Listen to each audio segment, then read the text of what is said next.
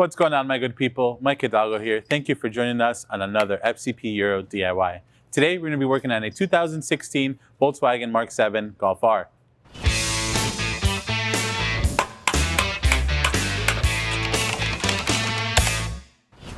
Today on the Golf R behind me, we're going to be covering how to replace your vehicle's battery.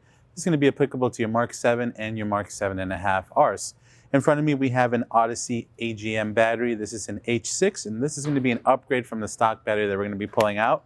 The vehicle is a 2016, so it is nearing the end of its life cycle. While it's showing no signs, something to keep in mind when a battery starts failing is it doesn't necessarily mean that the car is going to be stone cold dead. Your gauges can still light up, your radio can still come on, even your headlights may come on still, but the vehicle won't turn over. So just keep that in mind. Some people get confused. They say, well, look, everything else is still turning on, the starter isn't turning over. It could just be your battery's weak. In other situations, you may have a battery light on the dash. You also want to make sure that your alternator is charging properly, so you can rule that out. But most importantly, we're just going to be covering how to replace that today. And one thing to note on these vehicles, this one is not equipped with it, but some Volkswagens have a BEM system. Easy way to tell is by looking at your negative terminal cable. They'll have a small black module or relay looking piece attached to the very end where it goes onto the post. If your vehicle has that, you're going to want to register this battery to the ECU on the vehicle. Ours does not have that, so it's going to be a straight replacement. But you can use Rostec or an Autel or just your trusted independent mechanic to go ahead and register that battery for you, should you have that system. But with that being said, let's take a look at some of the tools we're going to need for this DIY. And now for tools. For this DIY, we're going to need a 10mm and a 13mm socket. Today we're going to be using a 3/8 wrench with it, as well as a small extension. You can use a 1/4 inch ratchet.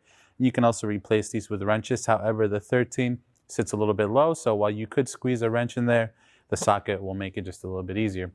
Now we know what tools we're working with. Let's go ahead and get started on this DIY. Under the hood of the Mk7, we're going to start by removing this cover here that protects the battery, keeps it nice and warm.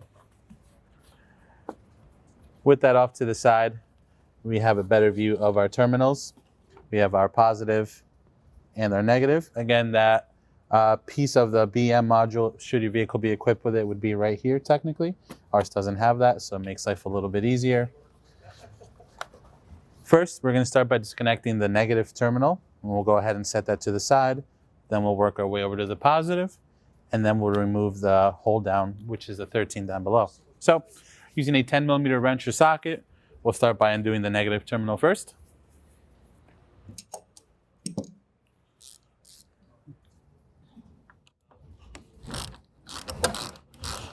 Just be mindful whenever you're swinging ratchets or wrenches around a battery, whether you're working on the battery directly or somewhere nearby, you never want to swing your tool and accidentally hit one of the terminals.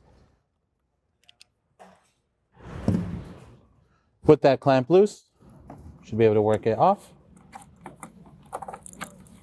Just kind of tuck it to the side for now. Now we can go ahead and disconnect the positive terminal.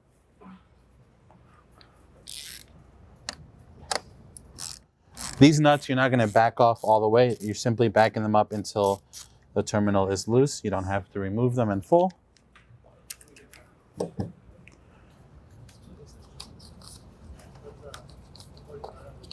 All right. We'll pull the positive back. Same thing, take it away from the battery. At this point, this cover can come off.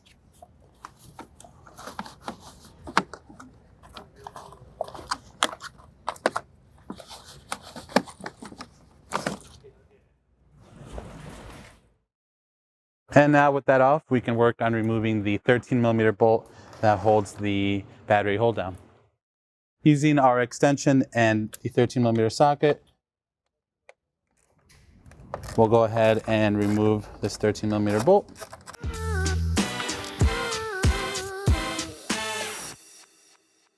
And we can go ahead and lift this out. Just make sure you put it in the same way you took it out. Now we can go ahead and pull out the battery.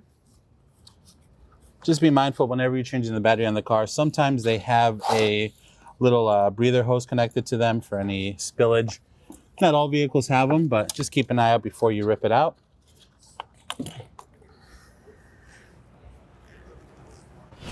With our old battery out, now we can go ahead and install our new one. Make sure your terminals are on the same position or same side that they were when you pull the old battery out. Place that in gently.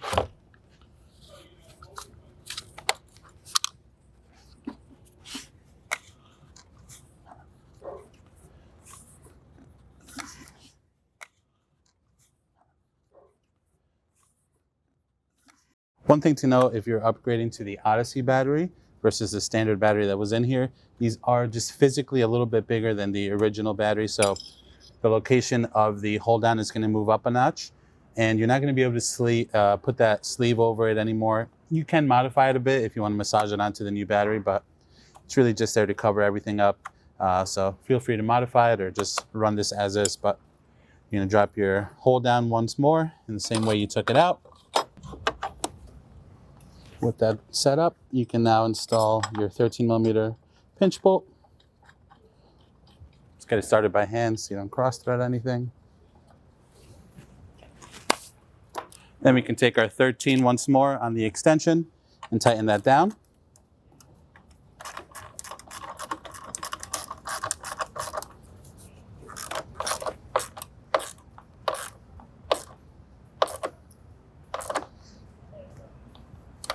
Nice and snug is good. That's not going to go anywhere. Once you have the battery locked down in there, you're going to start with the positive terminal first. Pull this cover off. Then we can feed the positive terminal on. And then we can go ahead and snug down that 10mm nut. You just want to snug this down. You don't want to crank too much on the 10mm nut or you will snap the terminal. Once it's tight, it's going to stay tight. At that point, if you want to put this little cover back on that comes with the new batteries, usually no harm in doing so. Now we can remove the protective cap off the terminal on the negative side and put our negative terminal on.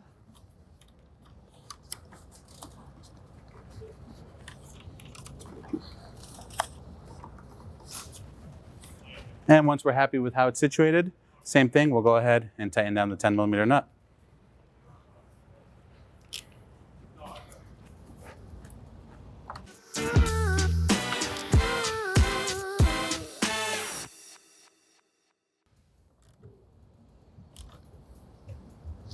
All right, nice and snug using the old calibrated wrist.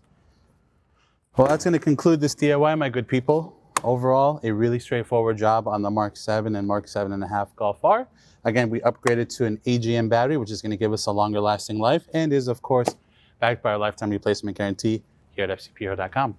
If you like this video, please be sure to give it a thumbs up. If you have any questions or comments on what we did today, or there's specific jobs you want to see be done on this car, leave them in the comment box below.